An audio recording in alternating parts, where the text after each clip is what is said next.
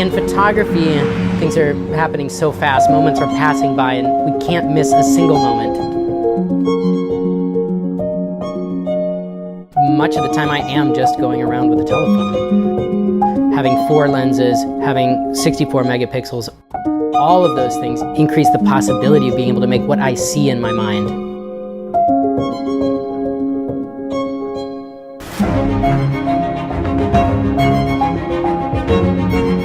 When I enlarged a realme 64 megapixel image, I was totally blown away by the detail.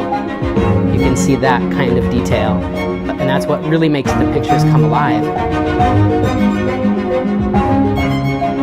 Photography can take people deep inside of things, or it can keep people out. It depends on how you use the tool. The world is full of filters. I want to shoot what's real.